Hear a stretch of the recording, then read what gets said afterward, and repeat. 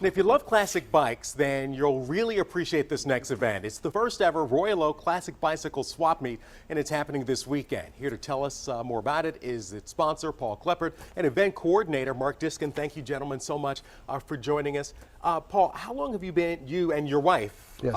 How long have you guys been involved with restoring and collecting and preserving classic bikes? We started out in about 1983.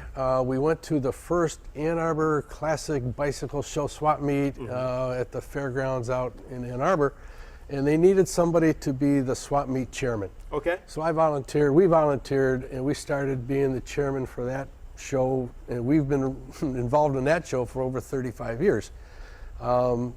And Mark, who's been with us at the Ann Arbor show for many years, has been after me saying, you know, geez, Royal Oak would just love to have something like this going on. It's a bicycle-friendly community. I said, okay, so we finally figured out how to do this, and we're now bringing that show, a portion of it, to Royal Oak this Sunday.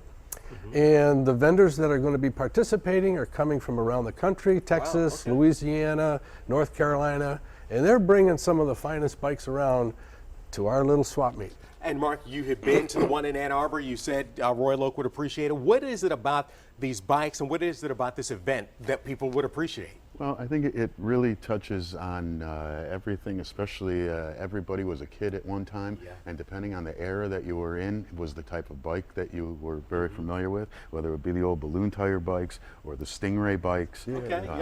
And so there's really going to be something there for everybody, and we're really anticipating a large turnout. Now, there are different types of bikes here. What makes a bike a classic?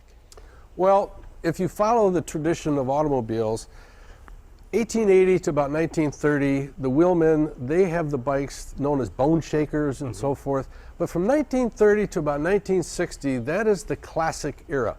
And that's when you get all the chrome. Right. Is that the one we're looking at now? When was this one made? This is a 1938 Schwinn Deluxe Autocycle, and it's got most of the options on it.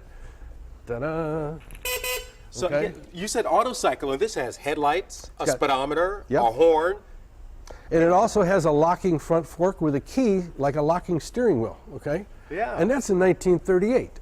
So many of the features on today's bikes, they started a long, long time ago. Right. Okay? It has a pogo seat. So you can lift it up and, and adjust it. So what is it about classic bikes that people love? Well, first of all, most people, it's the fact that it's the bike they never got for Christmas. Okay?